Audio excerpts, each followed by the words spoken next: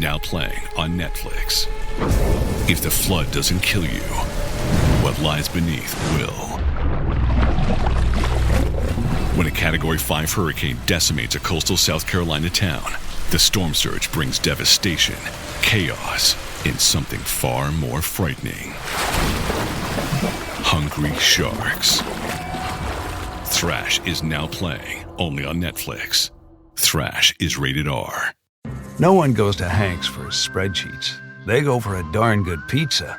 Lately, though, the shop's been quiet, so Hank decides to bring back the $1 slice. He asks Copilot in Microsoft Excel to look at his sales and costs and help him see if he can afford it. Copilot shows Hank where the money's going and which little extras make the dollar slice work. Now Hank has a line out the door. Hank makes the pizza, Copilot handles the spreadsheets. Learn more at m365copilot.com/work. Happy weekend, stackers. Hey, before we press play on today's episode, just a little warning for parents. While today's episode certainly isn't explicit, we are going to have some very frank, spoilery conversations about kids and money.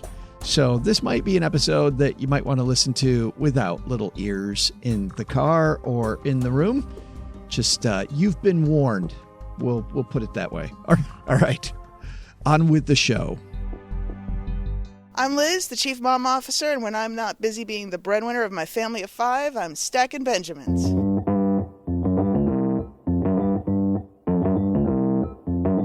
Live from Joe's mom's basement, it's the Stacking Benjamin Show.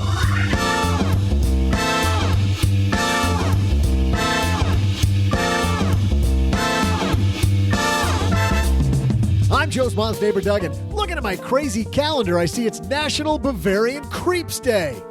Wow, a day to stay away from guys who wear black socks and Birkenstocks? It seems a little excessive, but hey, I'm in. Wait, what's that? Oh, it's Bavarian crepes, not creeps. All right, well, that changes everything. Speaking of yummy, we've got a delicious show for you today, including how do you teach children about money? Here to help us, we welcome from MoneySavvy.com, Susan Beacham. Plus, from Afford Anything, Paula Pant. And here from LenPenzo.com, let's say hello to Paul McCartney. Nah, actually, I'm kidding. We'll talk about him a little bit later, but today, it's just award-winning blogger Len Penzo. But that's not all. In our Friday FinTech segment, ever wonder where you'd hold all those alternative investments if you want to stick them in an IRA? We'll talk to Eric Satz from Alto. Plus, we'll help Lauren magnify her money for college. Where should she invest if she doesn't want to use a college savings plan? And now, here to help you crank up your weekend, it's Joe Saul-Sehy. And I am Joe Saul-Sehy, and it is the weekend. Hey there, everybody. Welcome back to another episode. And we have a crazy group of characters and crazy good group of characters with us today. Let's start deep under Los Angeles. We're coming to us from his bunker. I believe it's Mr. Len Penzo. Oh my gosh. You know what, Joe? This is, it's been a long extended stay in the bunker too. I've just had a lot of bad things happening and I've been afraid to poke my head out lately. Is it because last week you called your wedding cheap and the honey bee? You got it. Exactly right, Joe. I'm still kind of hiding from the honeybee after that debacle. Never use the word cheap when inexpensive is a better word. Lesson expensively learned, Mr. Penzo.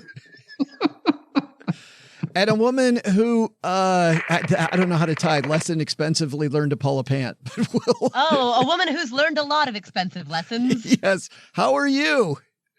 I am great, although I'm really surprised because I totally thought the transition at the beginning of the show would be, speaking of Bavarian creeps. Right.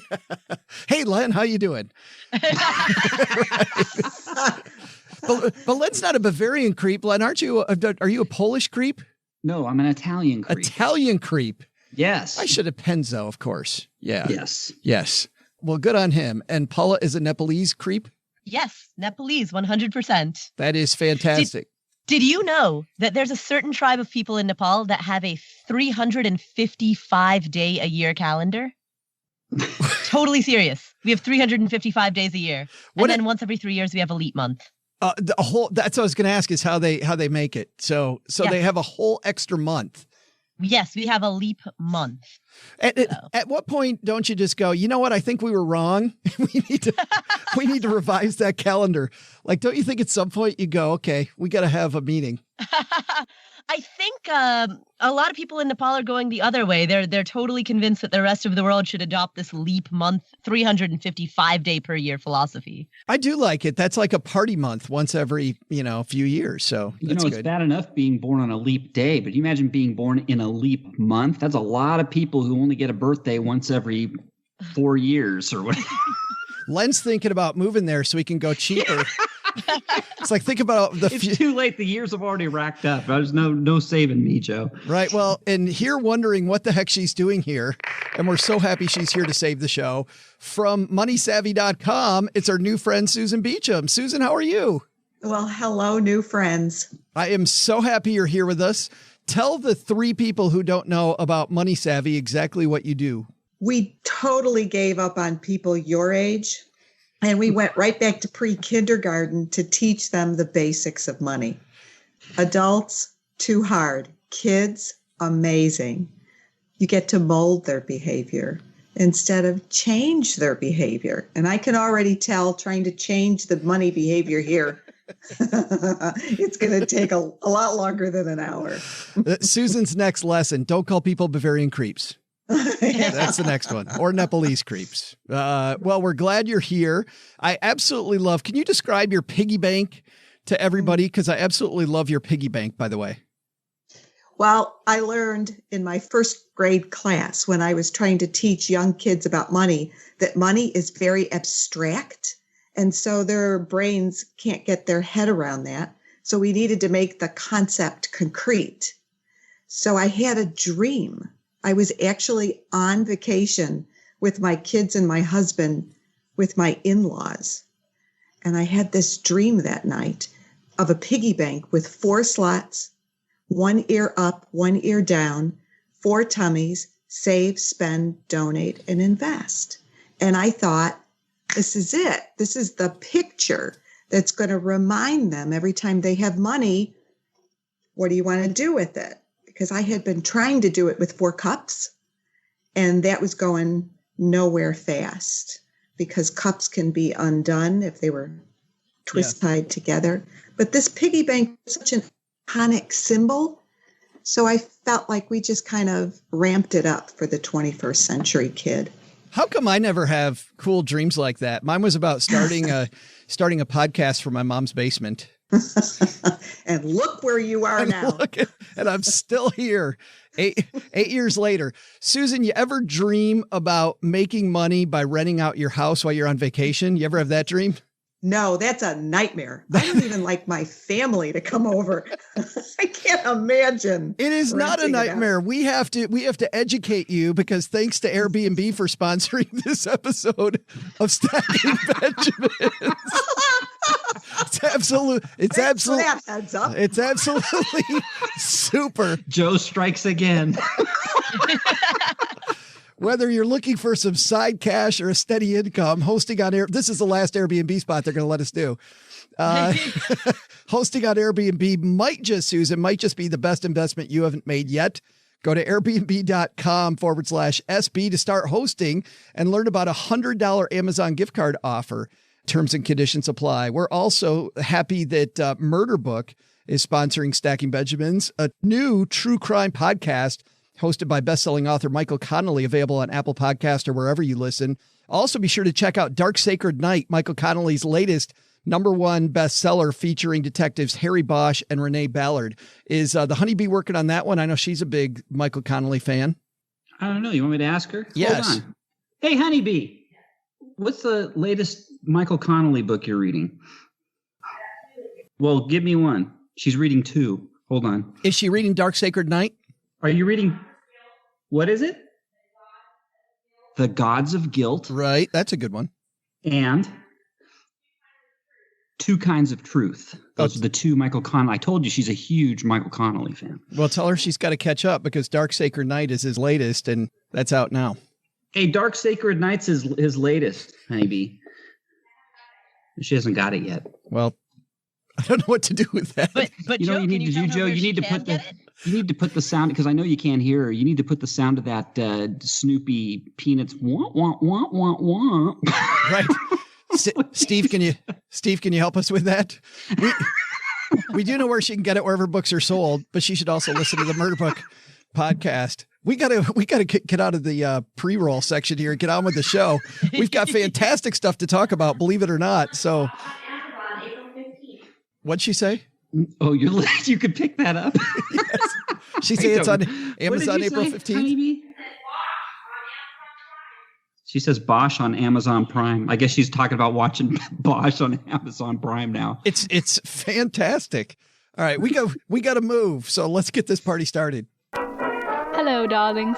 And now it's time for your favorite part of the show, our Stacking Benjamin's headlines. Our headline today comes to us from the Lincoln Journal-Star. This is written by Steve Rosen from the Tribune News Service. Kids and money, the Tooth Fairy payouts decrease for a second year in a row.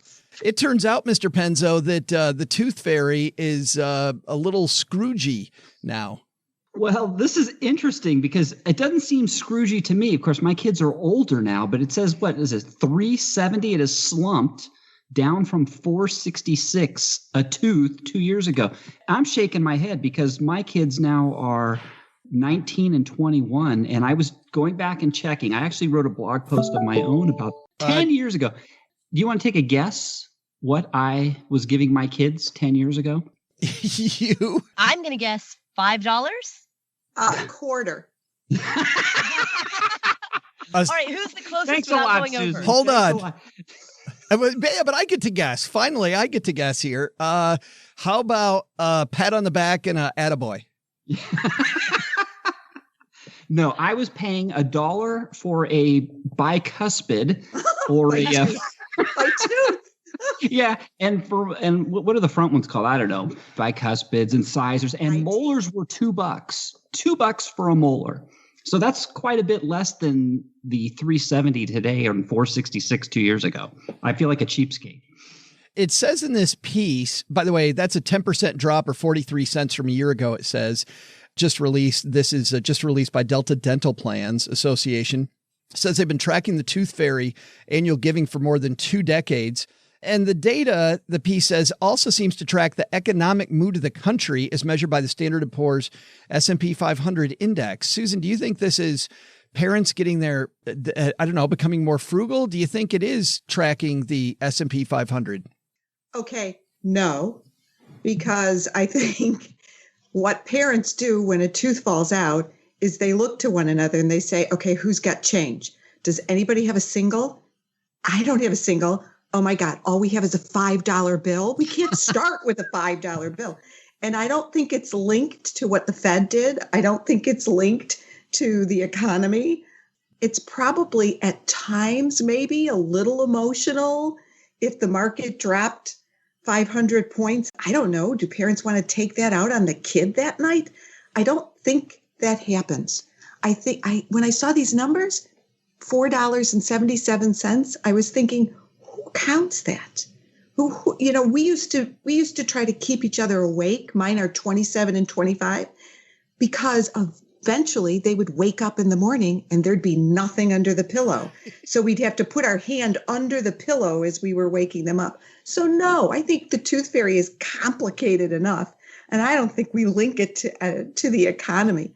But it's curious that it's becoming less. I don't know why it's becoming less. Well, maybe though. How about this? And Paula, we'll bring you in. I mean, if you agree with Susan's point that how much money do I have on hand? Maybe it's tied to the fact that we're using plastic more as a society and parents just don't have cash laying around like we used to. So intuitively, that makes a lot of sense to me. But the thing that throws me off is the fact that the people who have been tracking this data have been tracking it for 2 decades, and they have witnessed a correlation between the health of the overall economy and the payout of the Tooth Fairy. So even though intuitively that doesn't, from a common sense perspective, that doesn't really make any sense to me, if that's the data that they found, then that's the data that they found. And then what that tells me is that means that right now we're in an aberration because we are in year 10 of a 10-year bull run. Stocks in the last few months have just been going up and up and up. Yeah, we had some volatility in December, whoop-de-doo, Crimea River. But for the most part, I mean, Dow is firmly over 25,000. It's even flirted with 26,000 sometimes. The economy is really strong. And so I'm wondering if either the correlation has broken, or if there's an aberration, or if this is an indicator of worse times ahead. If this is kind of like the hemline index, how women's skirts tend to get longer during a recession, maybe a combination of what the tooth fairy is doing and the length of skirts in female fashion could be the basis on which you make all of your stock investing choices. That would be so funny. Everybody's waiting for the Delta Dental Tooth Fairy Index to see where the economy's headed. The delta between what the Tooth Fairy was paying and what it is now. Math jokes for the win. For comparisons, Delta Dental said kids in the West receive the most money, averaging $4.19. Payout in the South is $3.91. Kids in the Northeast generally get $3.70. Midwesterners like me, we tend to be the cheapest, apparently, $2.97. Do you find, Susan, that depending on where you talk to people around the nation, that parents trust their kids more or less with money based on small town, big town, part of the country they're in? No, I don't. I think it's a very common thing for parents to have a relationship with money before they have children. And based on that relationship, that's how they parent when it comes to money. So it's more their own past that starts to seep into what they do with their kids. So I never got allowance.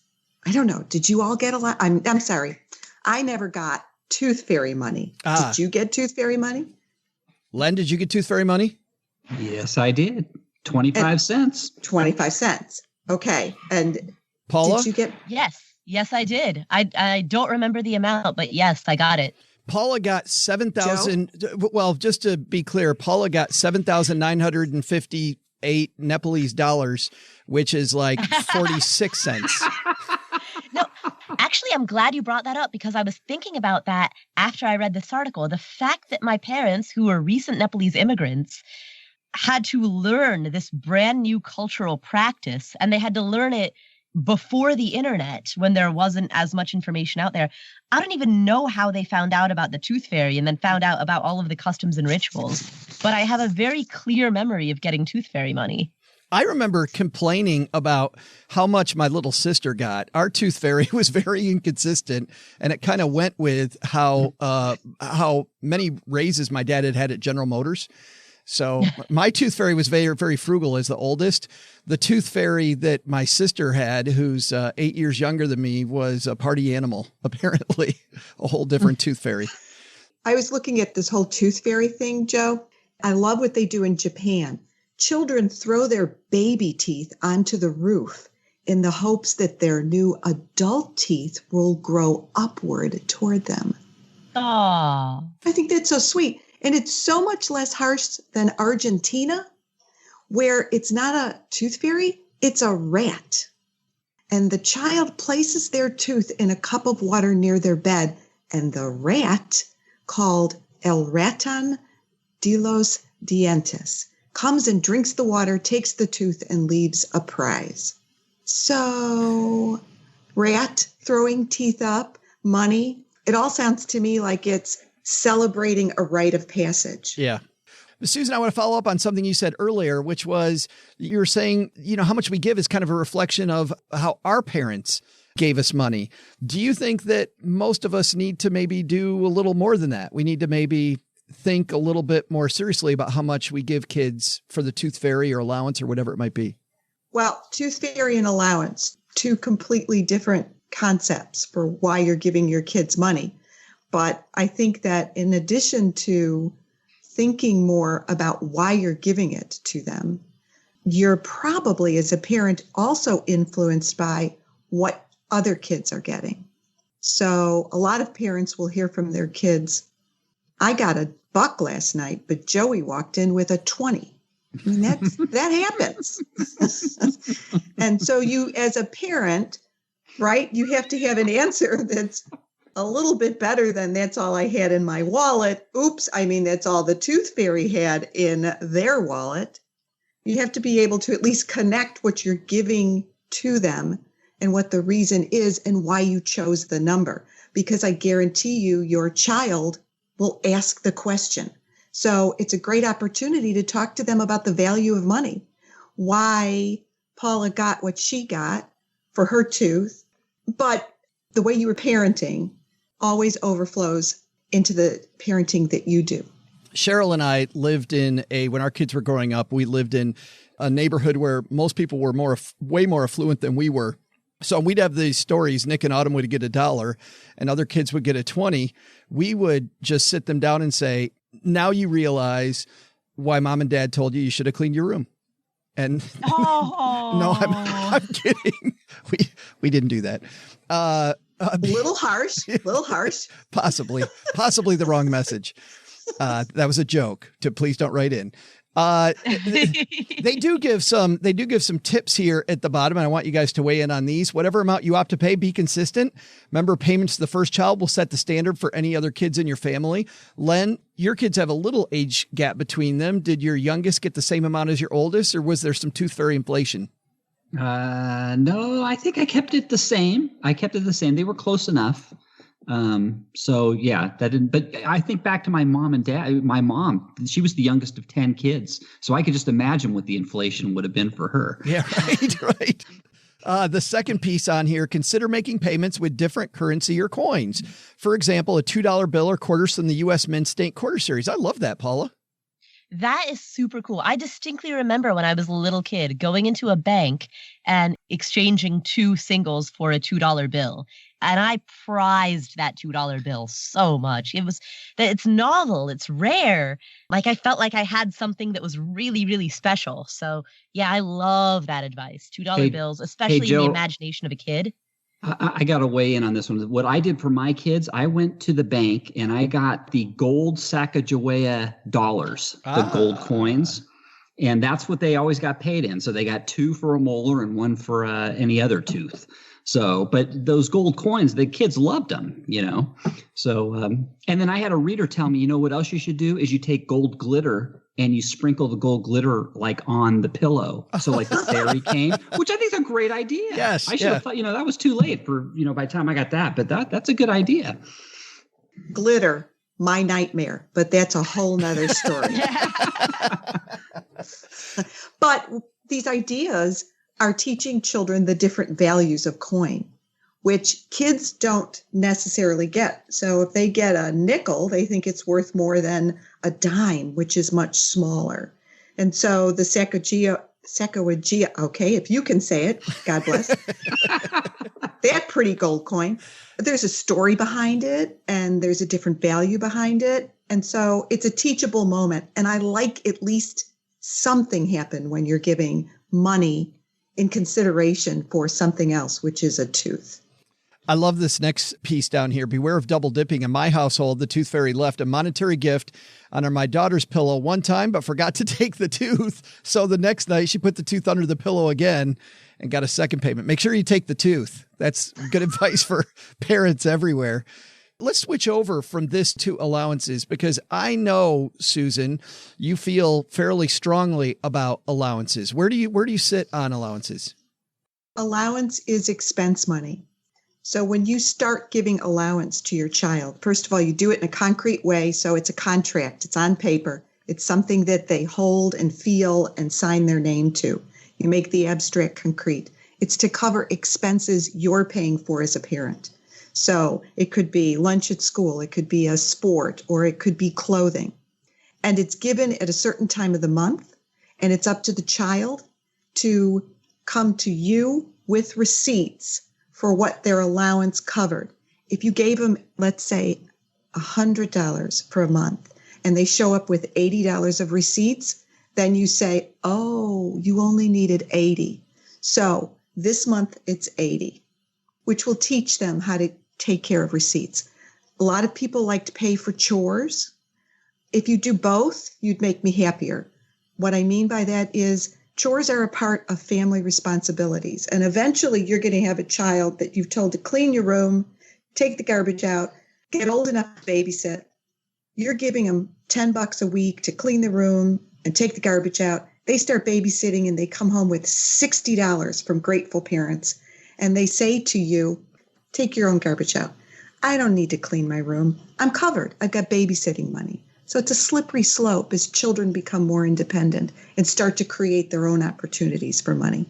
So allowance is expense coverage, not PIN money, not extra money. I love that idea. Responsibility. What age do you start that at, Susan? People want a number. Oh my gosh. So many people say how old? And I say when it's age appropriate.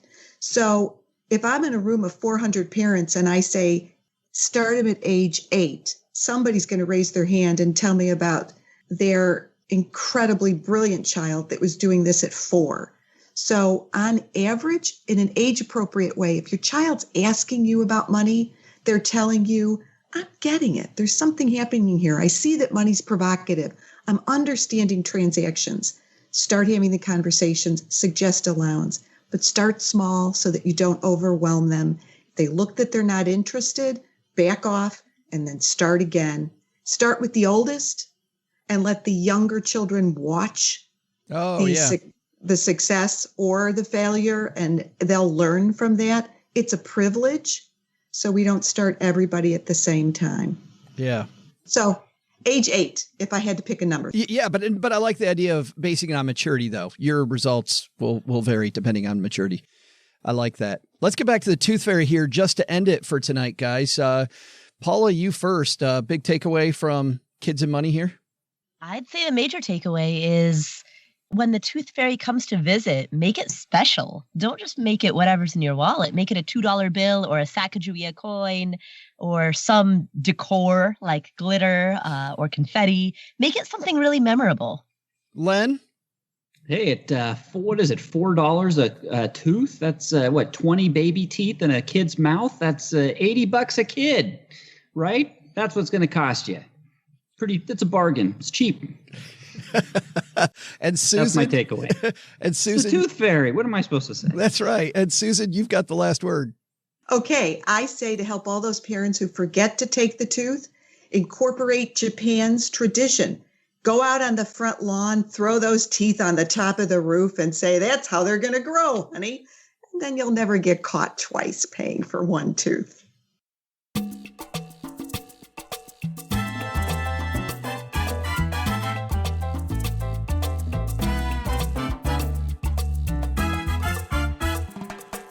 I'm surprised all the times, Paula, that I've been on Afford Anything, that we haven't had more questions about people putting crazy stuff in IRAs, like especially with your real estate background, all the people that want to put real estate in IRAs. But I don't recall us getting that question a lot.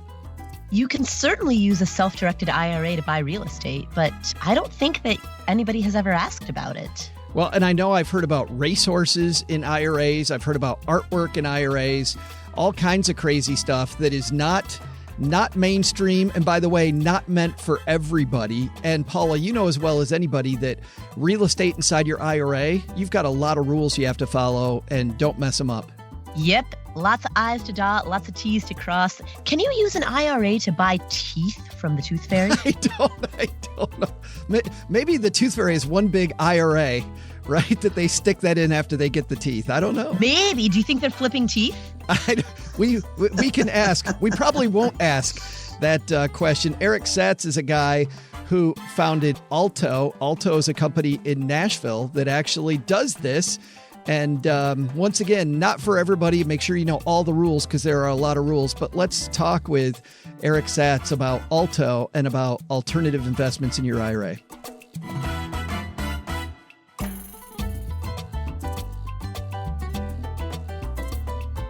And walking down the stairs to the basement, it's my new friend, Eric Satz. Eric, how are you, man? I am great, Joe. Glad to be here. I want to know if the railing is code or not. You know, almost slipped on the way down. It probably isn't, and we probably need a better homeowners policy, but that's tomorrow. Today, I want to talk about alternative investments because we have you here. Fantastic. We get questions all the time for people. Hey, I want to buy a beach house and I want to go there during the summer. And then how about if I buy it with my IRA? And that's a big no-no. But you guys actually take alternative investments and put it in your people's IRAs. What made you want to get into that business? Tell me about how Alto started. Yeah. So that's the $24,000 question, right? Basically, I had a problem. I had to go through a long, arduous process of solving it. That problem was whether or not I could make an alternative investment with money that was in my IRA. It took me like 6 weeks to close the transaction, which is way too long. I did all the work. And at the end of the process, I wrote the custodian a check, which didn't make a whole lot of sense to me. And so I figured, can you tell us? Maybe I just chose the wrong custodian. So I did it 2 more times with 2 other custodians, had the exact same problem, at which point I went about trying to figure out whether or not it was a big enough opportunity to fix. Can you tell me what the investment was? Yeah, I invested in a private company that was already an existing portfolio company of the venture capital fund that I'm a partner in. In fact, I went to my financial advisor and I said, hey, I want to take this money. I want to invest in this company. And he said, that's great. And I said, so what do we do? And he said, I don't know, but you're not doing it here.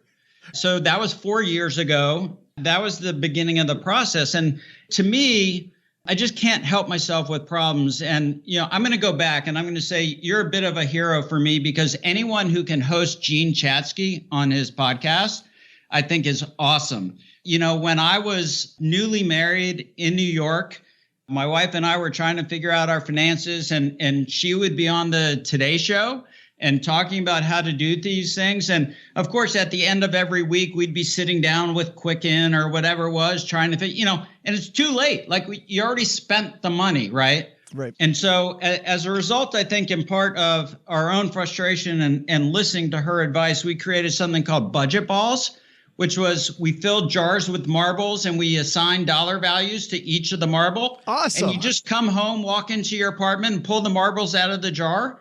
Those that were spent go away, and the ones that you save at the end of every week go into the bank. And so we're problem solvers. What can I say? It's almost like envelopes, but a crazier version of doing the envelope system. That's right. I like fast because I'm ADD and my attention span's really short. So a lot easier to pick marbles by color and be like, 5, 10, 1, whatever it is. And it's funny, by the way, you're here on Friday. Jean is going to be back in the basement on Monday. She'll be here. So for everybody, Eric had no idea he's leading in to Jean coming back for the 4th time, I think. Well, please tell her I'm an enormous fan and I love what she's doing with her money. And I think, the female population has largely been too ignored on the financial front. And we're speaking to them as much as anybody else. Yeah. Totally agree. So it's funny you talk about ignored. Let's get back to alternative investments being ignored. Because I remember when I was a financial planner, people would say, hey, can I buy this with my IRA? I'm like, yeah. And they'd say, how do you do it? I'm like, it's going to be a bear because nobody does it. And so that's exactly why we created Alto IRA. So my role model in this regard was TurboTax, actually, right? Whoever wants to do their taxes, it is people burdened, it is paper burdened, it takes forever, it's complicated, you're not sure what the questions mean when you're filling out the form. And trying to complete an alternative asset investment using your IRA with an old line custodian is pretty much the same bear.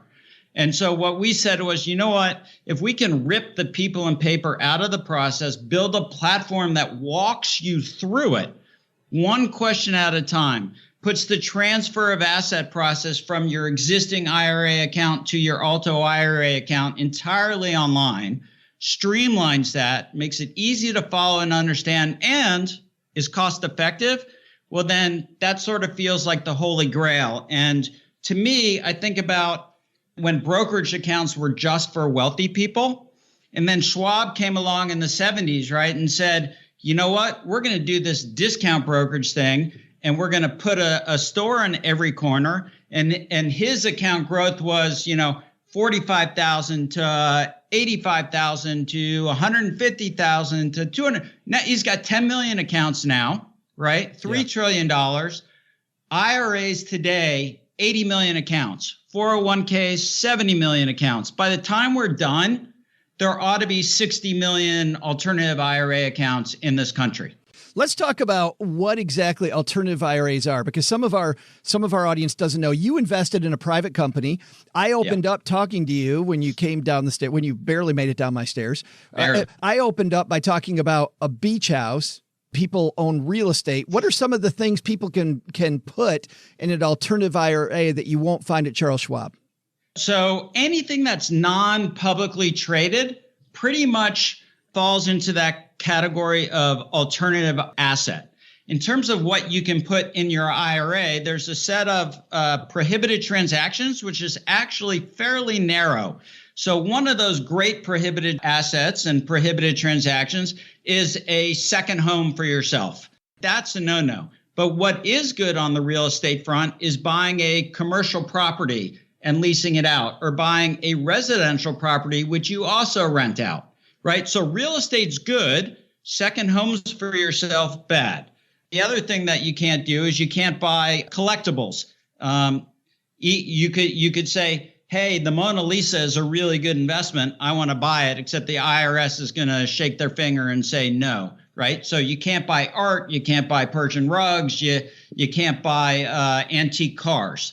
But pretty much everything else that's non-publicly traded is going to fall into that alternative asset category that you can use your Alto IRA account to invest in. Does that make sense? Yeah, my understanding around real estate is, I mean, this was just kind of a guideline. If I go there and use it myself, no, I can't do it. If there's this barrier between me and the real estate, yes. Yes. That's a better way of saying it. It's not for personal use. And the reason is because the IRS is trying to protect against a backdoor funneling of cash from your IRA to yourself. Right, absolutely. Which sounds like fun, so I kind of get it. Let's walk through then the Alto platform. So I go to altoira.com, and what do I do? Walk me through it, Eric. Yeah, so you're going to create your Alto IRA account. And, you know, by the way, if you need help, then we have completely failed. It is designed for everyone, you know, whether you're 22 or whether you're 62, it doesn't matter.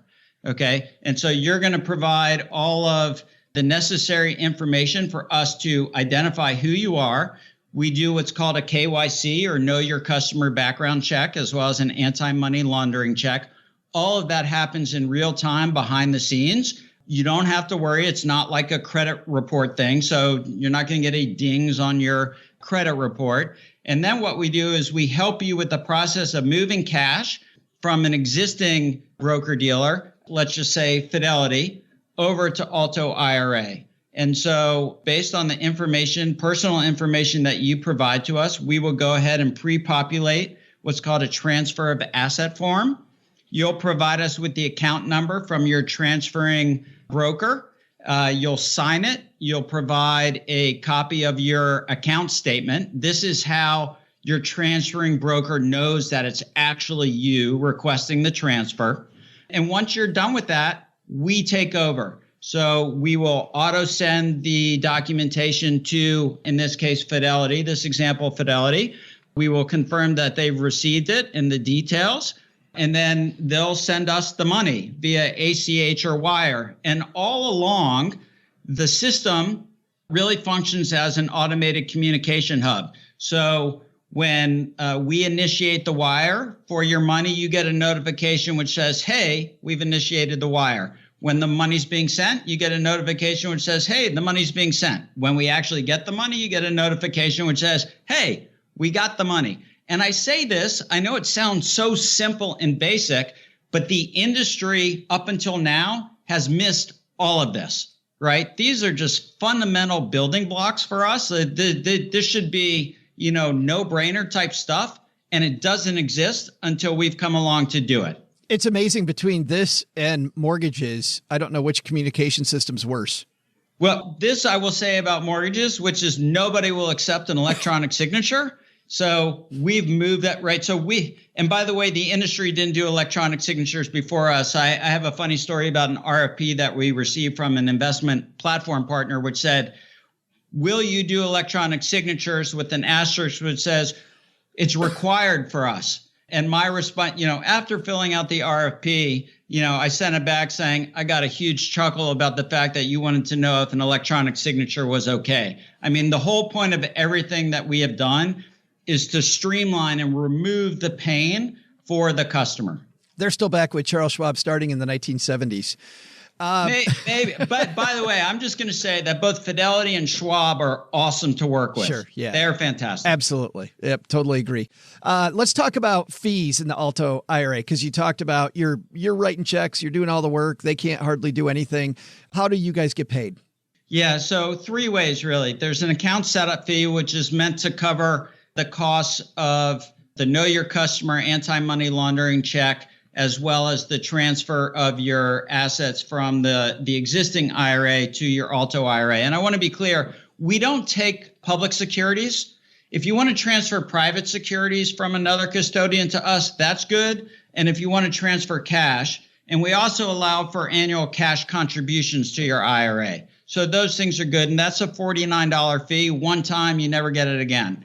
The next fee is a transaction fee. So when you make an investment in an alternative asset, we get charged a transaction fee that actually ranges from $9 to $99. And it depends on where you're making that investment. So if you're making the investment with us on a platform partner where everything happens via API, which means digitally or electronically behind the scenes between us and the platform partner, that could be as low as $9. And that's like WeFunder, Ground Floor, Republic. If you're investing on something like AngelList, where the average ticket's going to be a bit higher, it's going to be $25. If you're making larger investments in places like Yield Street or Forge Global, it's going to be $99. Gotcha. That's the second fee. And those are one-time transaction fees. And then we have an annual asset reporting fee at the end of the year, which we report to the IRS on your behalf. And, one of the things that really bugged me about the industry to date was they would charge you not only a minimum fee, but then they would charge you basis points, which for those who don't know what basis points are, it's a percent of a percent.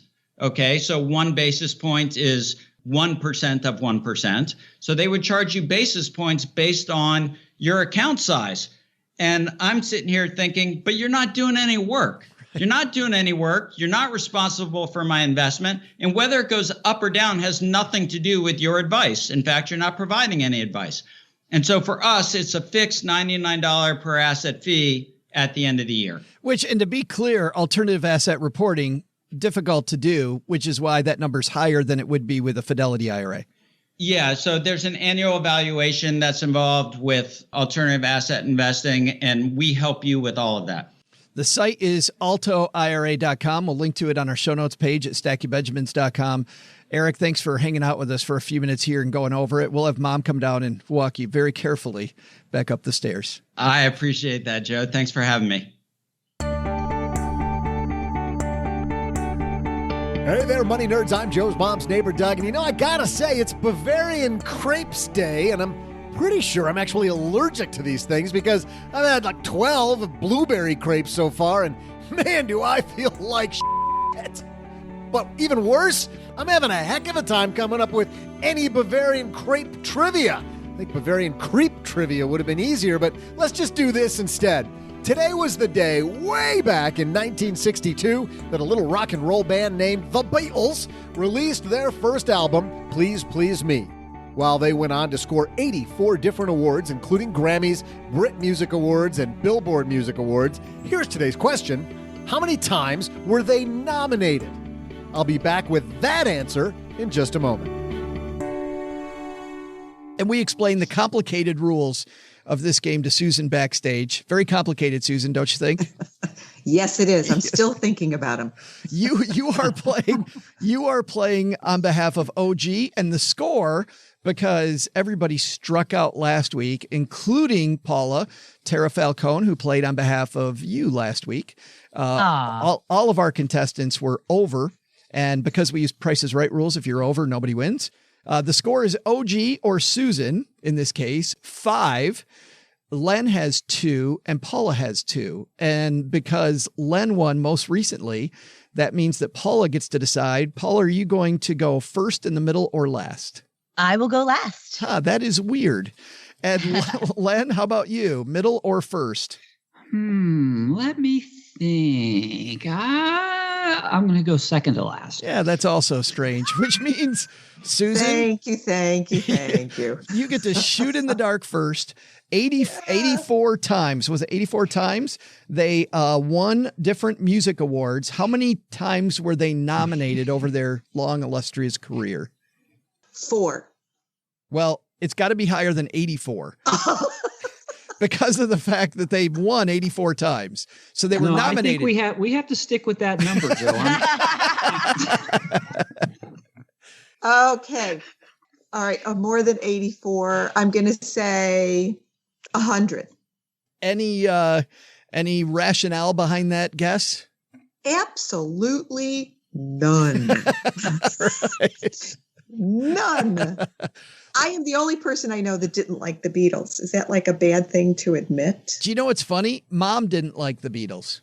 Mom was a huge Elvis fan, or is a huge Elvis fan, but not the Beatles. No, never liked them. Yeah. Never liked them. Yeah, that's crazy. Len, how about, Len, are you second? You're second, right? Does it really matter? So 84 they won. How many overall were they nominated? Yes. How many times were they nominated? Well, I am so tempted. I think this is crazy, but I am tempted to say they never lost, which would be 84, right? Do I do that? I'm going to do that. I'm going to say 84. That would be an incredible answer. That would be an incredible answer. But it's the Beatles.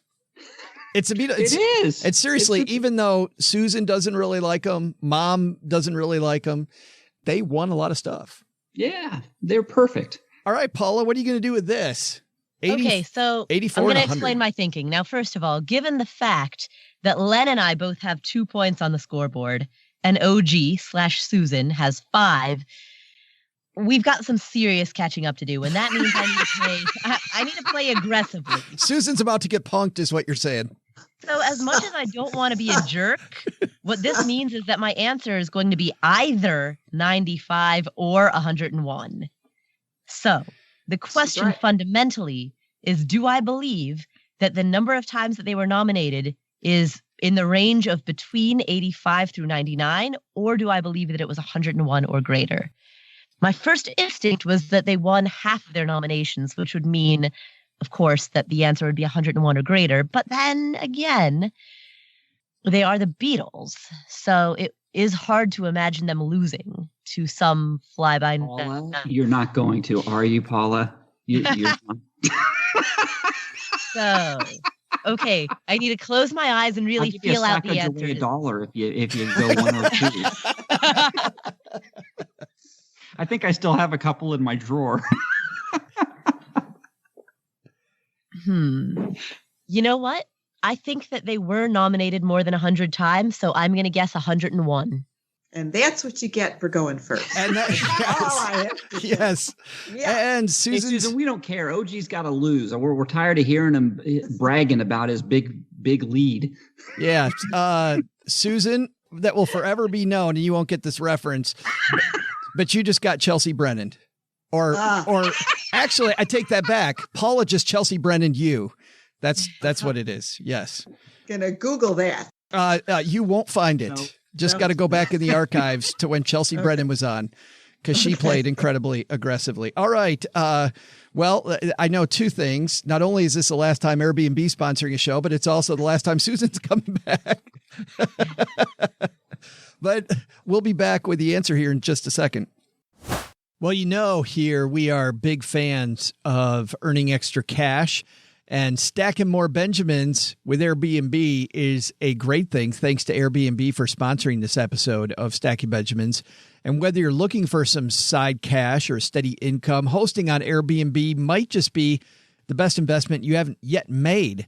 Worried about your property? Airbnb offers a host guarantee that helps protect your property on the likely event that something goes wrong. It's free to list your home, and you're the boss when you host on Airbnb. Host when you want, how you want, list one bedroom, the entire place. It's all up to you.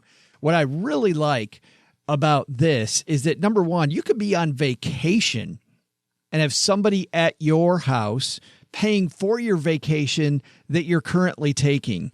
Or if there's like a big festival in town, I know here, not far from my house, there's often some big golf tournaments.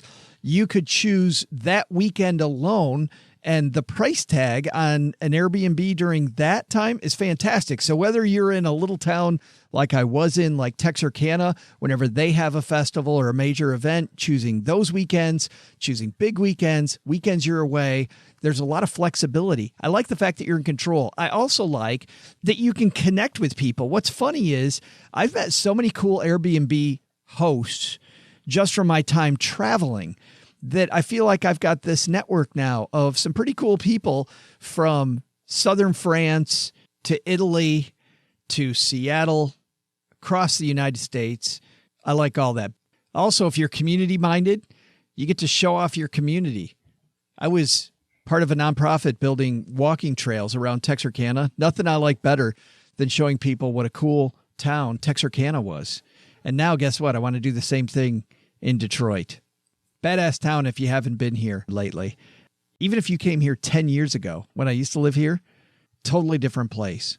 So for stackers only, get this, you can go to airbnb.com/SB to start hosting, and you'll receive a $100 Amazon gift card if you generate $500 in booking value by May 30th. So if you're going to do it, start now, get your $500 in, you'll grab a $100 Amazon gift card. Terms and conditions apply. Again, $100 Amazon gift card if you generate $500 in booking value by May 30th by going to airbnb.com/SB and start hosting. That's airbnb.com/SB. By the way, this is great. We were just talking about traveling. If you're traveling, nothing better than a fast-paced read, whether you're on a beach or in the mountains visiting Detroit. No better author for that than Michael Connolly. But Michael Connolly isn't just in book form now. He is a podcast. And Stacking Benjamin's brought to you by Murder Book, a new true crime podcast hosted by best-selling author Michael Connolly. It's available on Apple Podcasts or wherever you're listening to my voice right now. Also, be sure to check out Dark Sacred Night, Michael Connolly's latest #1 bestseller featuring detectives Harry Bosch and Renee Ballard. It's like old times with those two. I feel like there's Harry, Renee, me, going out, solving some problems together, solving the world's problems.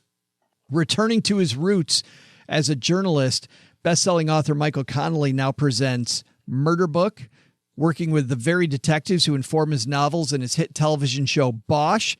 The podcast explores real homicide cases not covered by mainstream media. In fact, season 1 is The Telltale Bullet. Dives into a 30-year-old Hollywood carjacking gone wrong that tests the limits of the American criminal justice system. Of course, the book Dark Sacred Night is his latest #1 bestseller, featuring the same Harry Bosch and Renee Ballard. Be sure to check them out. Michael Connolly's new Murder Book podcast on Apple Podcast or wherever you get your podcast, or at murderbookpodcast.com.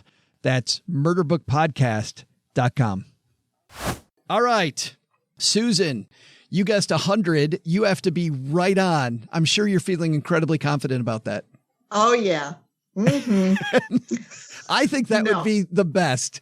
If it's 100, that's going to be fantastic. Len, can you just make it 100? Because I think it would be give you all my Sacagawea dollars, Susan. We could make it up like half the other stuff on this show is. No, I'm kidding. Len, 84. Feeling good? Yeah, I am. And Paula, 101. My options were either between 85 to 99 or 101 and up. All right, Doug, what's our answer? Hey there, trivia nerds. I'm Joe's mom's neighbor, Doug, and I have some good news for you. It's not the blueberries I'm allergic to in these crepes, because I switched to strawberry and I still feel like shit. But I do feel good enough to bring you today's trivia. So let's just do this thing, shall we? The Beatles scored a total of 84 awards during their career, but how many times were they nominated? If you said an incredible 110 times, you'd be correct, but that's not what's incredible, because besides being nominated an amazing number of times, those two numbers are really close together, which means most of the time, if the Beatles were nominated for an award, they won it. Just like me. But right now, I feel like I'm going to go try to get the award for most likely to go try another crepe. I may feel sick, but Mama didn't raise no quitter. See ya! Woohoo! So I just want you to know I put everybody in the right number zone. You did. You did. All right. Okay. Hold on now, Susan. 4. You started out at 4. Okay, fine. So I had a little difficulty with the math, but once I learned. That's so great. Paula, congratulations on your big win. I bet you'll celebrate that for minutes. Minutes, absolutely. Perhaps seconds. Let's not get ahead of ourselves. Right, absolutely. Hey, guys, let's take out the magnifying glass and help somebody do better with their money. Today's hotline call comes to you courtesy of magnifymoney.com. When you head to stackingbenjamins.com/magnifymoney, you'll find that those financial products you use every day, guess what? They're nowhere near best in class. Over 92% of the products available online, all ranked at Magnify Money. Head to stackingbenjamins.com/magnify money for more. In fact, it's always frustrating to me when people say, hey, in some Facebook group, they'll say, hey, what's a good interest rate on a savings account? And I'm like, wow, if you only went to Magnify Money, you could look at all of them compared against each other. Today, though, we're going to help Lauren magnify her money. Say hi, Lauren. Hey, Joe and OG. Thanks for your podcast and everything that you guys do. I actually do learn a lot from you guys. I have a question about college savings. I want to start saving for my kids' college, but I don't want to use a traditional 529 plan because I feel like there are too many restrictions. Your kid doesn't end up going to college. It's really hard to get your money out if they get a full ride or any type of scholarship. So I'm not sold on a 529. What would you suggest as the best savings vehicle for college? I want to make some money on the savings, but more than a traditional savings where where the interest rate is really, really low. But I do want to be a little bit more conservative than maybe a traditional brokerage account because I don't want to risk losing it all. If something happens in the stock market, I want to be able to make sure that I can use it to pay for my kids' college education. I'd just love to know your thoughts. Thanks so much. Thanks for the question, Lauren. And I love how surprised she is that she sometimes learns something. You know what? I do actually learn sometimes. Susan, let's start with you just on one point, which is she's really worried about the 529 plan and about the fact that she can't use it for anything but that. Is that justified? Should she be worried about the 529 plan? No.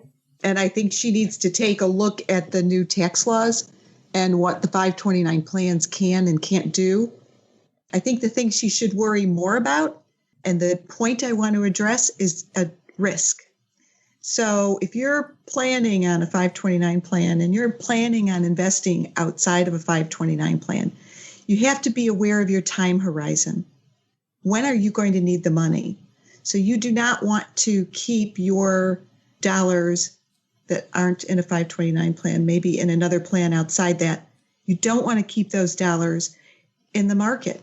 The closer you get to needing them, just like retirement, the more you want to have a less risky investment so that the principal is there when you need it.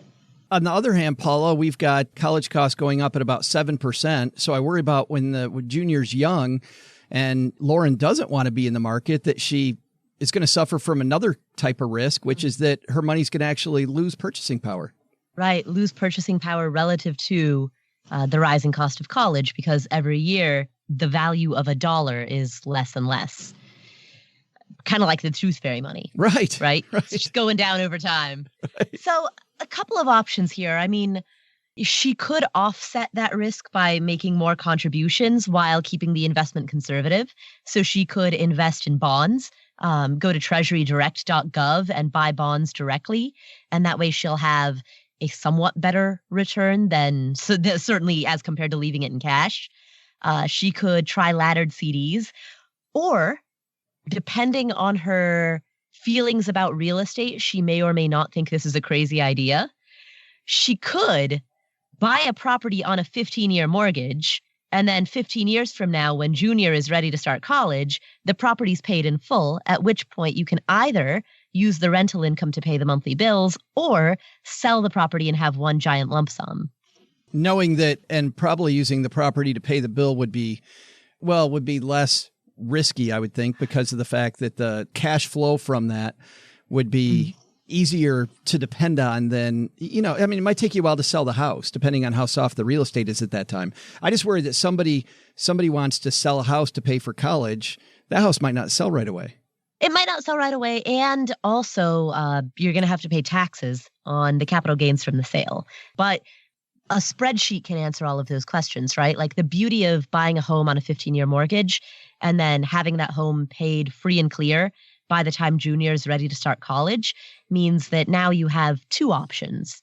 So you can run a spreadsheet, figure out which one is the best in your situation, depending on what the market is like 15 years from now, and pick whatever is appropriate at that time. The thing I worry about, Len, with go ahead, Susan. I was just going to say, keep your time, just like Paula's saying, keep your time horizon in mind when you're making those investments. So you're going to have, if you're starting young, you're going to have a wide time horizon. And be aware as you get closer to it that you might want to get more conservative. Yeah. And if you want to do what Paula said, if you're going to buy a house, buy an apartment house in the town where your child goes to college so that you can rent all those apartments out to all those kids. You don't have to sell the building. You could use the rent. Okay, I'm only kidding a little. No, I actually, Susan, I love that strategy. And what I like, just to take that and supersize it a little bit, have Junior, if Junior does go to college in that town, hire Junior to be your property manager. Yep. And then all the money you pay Junior then uses to pay the tuition.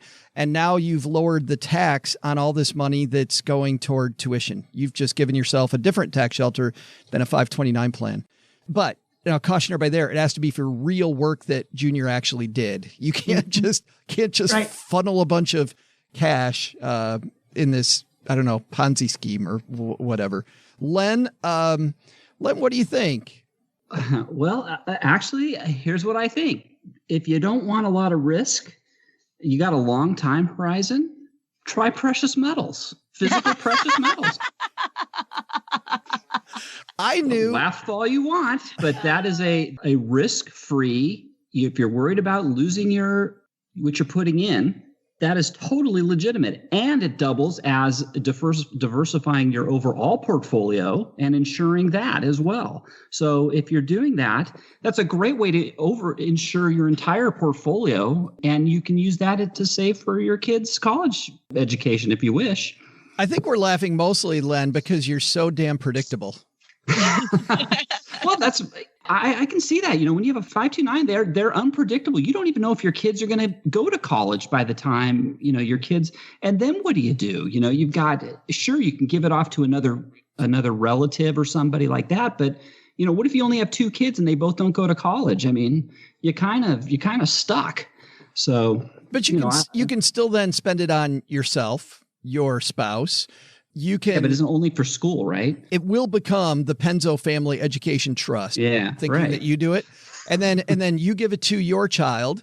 You can give it to your child, who then can use it for her kids or his kids. So it stays in the Penzo family as the education trust. How bad's that? Well, it's if you've saved a big chunk of money, maybe you've got 6 figures saved up, and that's money that you were intending for one item, and you can't use it as you intended. So, but you're right. I mean, it's not a total loss.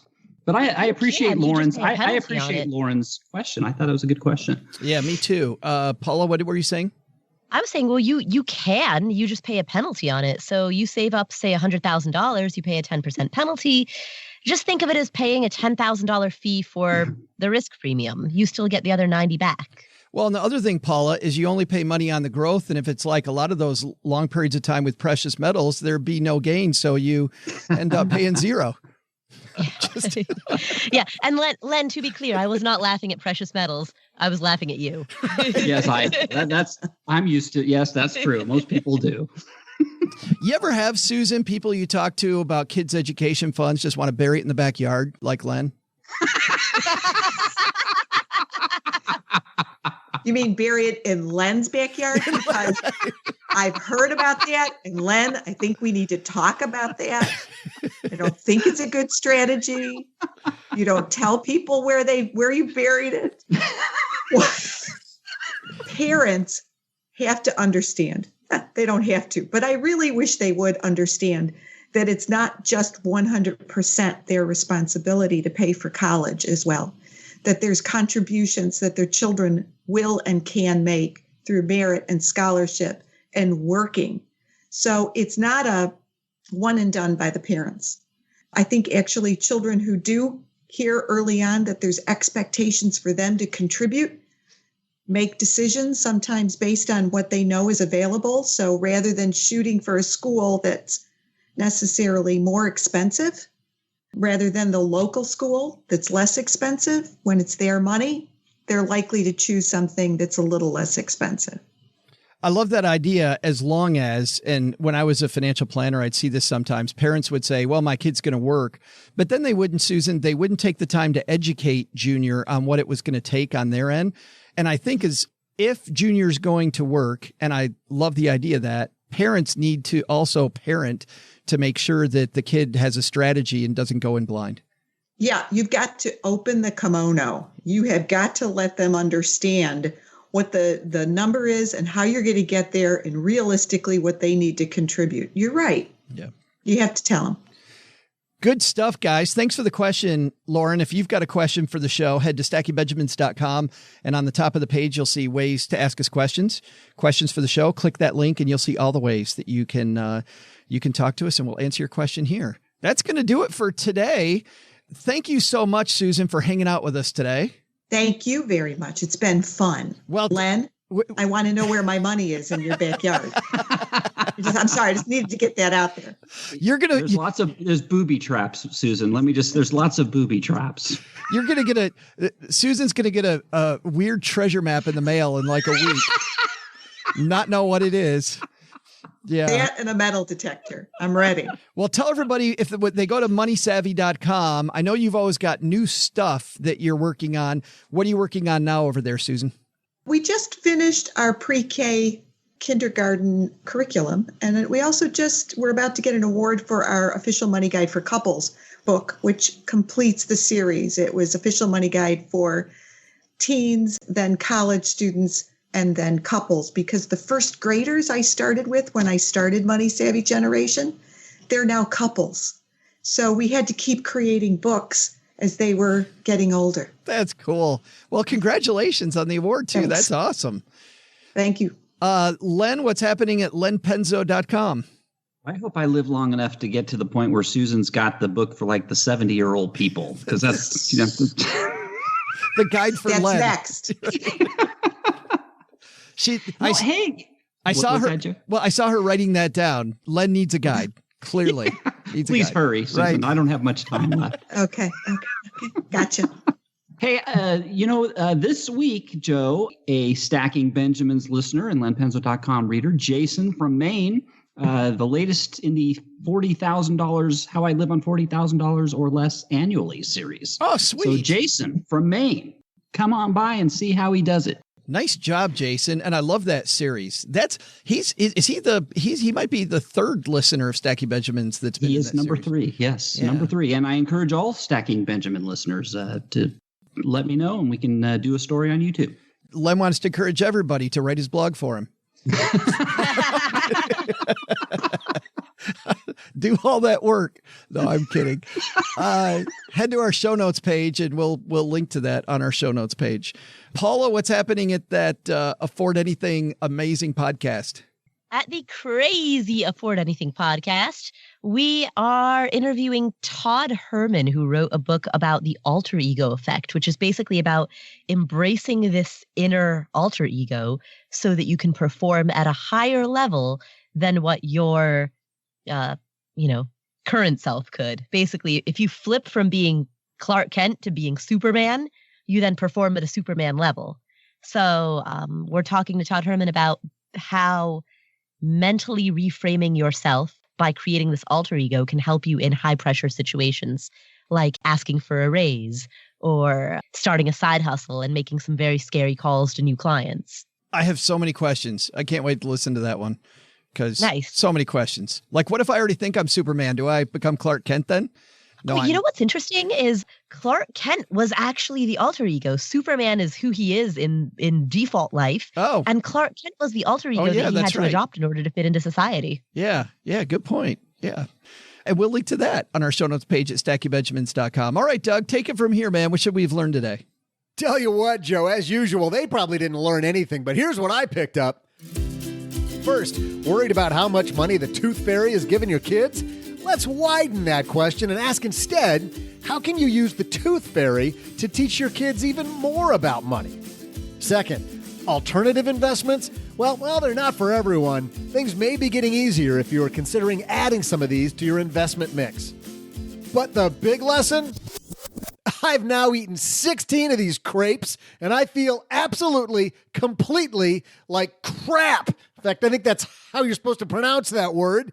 What exactly am I allergic to in these concoctions? I mean, I've replaced the blueberries with apples and had some more, and I tried strawberries and had 3 more of those, and I even tried peaches for the last 3, but I just keep getting more and more sick. God, I got to figure this out. Maybe I'm allergic to fruit. Yeah, all right, we're going to try one plain here. That's going to be the ticket. See, people, brilliant minds, people, always find a way through the storm. Special thanks to Susan Beacham for coming on to the roundtable. You can find more from Susan at her sites, moneysavvy.com and susanbeacham.com. Wow, she's got 2 sites. She must be a pretty big deal. Another special thanks to Eric Satz from Alto. You can find out more at altoira.com. Paula Pant appears courtesy of affordanything.com. Len Penzo appears courtesy of the cryptically named lenpenzo.com. This show was created by Joe Salsihai, produced by Richie Rutter-Reese, and engineered by the amazing Steve Stewart. Online, visit us on Twitter at @SBenjaminsCast or on our Facebook page. I'm Joe's mom's neighbor, Doug, and if you could only know what it really smells like down here. SB Podcasts may receive payment on the show from sponsors and guests in the form of books, giveaway items, discounts, or other remuneration. There's no way you would take advice from these dorks, but like Joe's mom always says, don't take advice from people you don't know. This show is for entertainment purposes only, and before making any financial moves, consult with a real financial advisor. Thanks to Joe's mom for pointing out I'm probably allergic to the batter. But by now, I've had like a carton of blueberries and... Oh, it's not good. It's not good.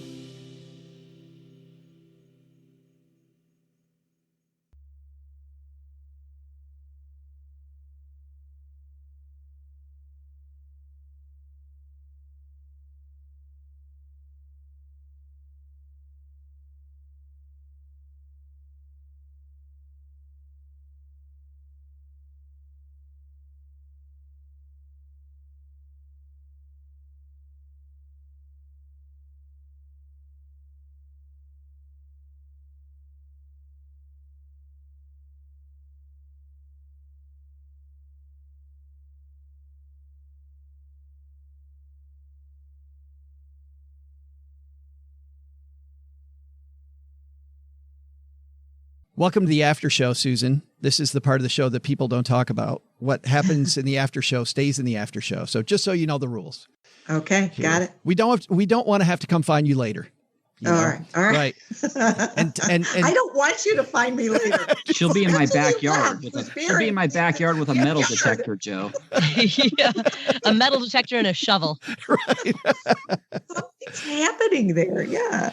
Well, kids say funny things, and since this was an episode largely devoted to teaching kids about money and some of the funny things kids say, you know, I thought about the fact that my kids would always say when I said we couldn't afford something, well, why don't you just go to the ATM machine, right?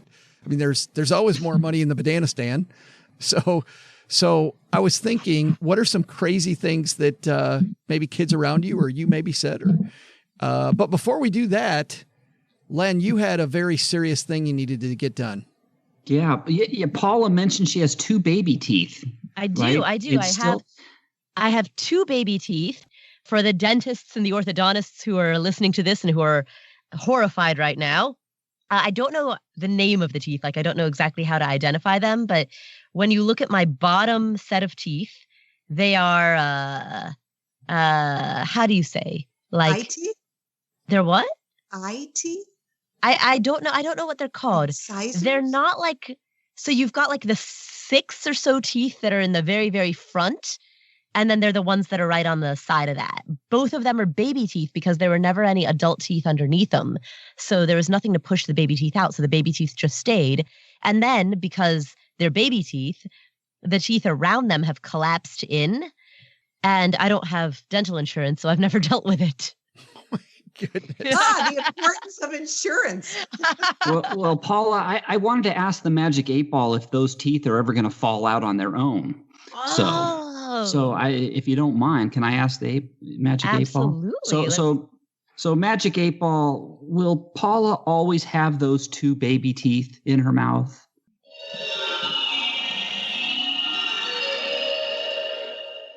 Yes, without question. Well, yay! Baby teeth for life. Baby teeth for life. Wait a minute. Here's the real point. Who needs dental insurance when you got the Magic 8 Ball? I mean, now she knows nothing's going to happen, so forget the dental insurance. I mean, come on. Dental insurance is for wimps. Paula, how about you? You got a story about kids saying anything crazy about money or otherwise? Kids saying the darndest things. Well, I was going to actually tell a story about a cousin of mine who, whenever the parents said, oh, we don't have the money for such and such, they would say, well, just go to the machine and get some, thinking that the ATM was just this fountain, this wellspring of free money. So it sounds like you had that same idea when you were a kid as well. So instead, I think I'll tell a story about myself. All right. So when I was a little kid, I have this distinct memory of being in Kathmandu, and I must have been probably around 3 years old. And we were riding in a rickshaw. It was myself and my mom and my aunt, my mom's sister. And I remember at that time thinking about, I might have been 6. It was either 3 or 6. It was one of those ages. And I remember thinking about all of the money that my parents spend on social activities, whether it's grabbing the tab for a rickshaw ride or a taxi ride, or whether it's throwing a party for their friends where they provide all of the food and drink. Like, I remember being on this rickshaw ride and thinking about that and like being struck by how all of that money added up to hundreds and hundreds and hundreds of dollars. And then I felt this like panic, like, oh my God, I've got to protect this money. And so when the rickshaw ride ended, I refused to let my mom pay the bill. I made my aunt do it because I was trying to protect like our family money. I threw a tantrum. Like, my mom was trying to pay for it, and I would not let her. I was like, no. So. And your aunt still doesn't talk to you. I know, right? 30 years later. That's so funny. Yeah, I distinctly remember that. Because you can see the intelligence of that, but still the, half right, half out there. Yeah. Susan, you've got to see kids say, you are in this market all the time. Yeah, I spend my life with kids, and they're so much more fun than adults because they have no filter. And so, well, wait a minute. This is your first time with this group. We have no filter, clearly. No. I didn't want to go there, but okay. So I'm going to tell a story on my 27-year-old daughter when she was 15 years old. It was summer, and she was, do you all remember Judging Amy? The show Judging Amy? Yeah. Okay, she's watching reruns of Judging Amy, laying on the couch. And I said, you know what? Get dressed. We're going to go see our financial advisor. I want you to take a pad of paper, a pencil, and a book. She came down the stairs, and I said, okay, now go back upstairs and wear what you'd wear to church, because this is a professional meeting. Lesson number 1. Took her to the advisor meeting. I said, write all your questions down. I will answer them later. Okay. If you get bored, I said to her, leave and go sit out in the waiting room. We'll get to you. Went through the meeting. She stayed for the whole thing. As we were driving in the car to lunch, I said, Allie, do you have any questions? What'd you think of the meeting? And she said, what the heck is self-employment tax? I mean, why? She's 15. And I said, okay. And we explained self-employment tax to a 15-year-old. And then I said, well, did you learn anything? And she said, yeah, I learned you can't live it up now if you want to live it up later. Okay. Wow. All right. It wasn't perfect. But she understood delayed gratification. I mean, she got it. And it was because we took her into our world. We took her into that advisor meeting, and God bless that financial advisor. I didn't even tell him she was coming. And the look on his face, but he just rolled with it. It was a great opportunity. It was a great opportunity for her and for us as her parents to hear just where her mind was when it came to money. What'd she say? Oh, you could pick that up. Yes. She said it's on Amazon April 15th. She says Bosch on Amazon Prime. I guess she's talking about watching Bosch on Amazon Prime now. It's fantastic. All right, we got to move. So let's get this party started. I have no idea how we're going to edit that, but that was some crazy radio. All right. Okay, we're trying to run a podcast here. She just want to come. We need another microphone. Yeah.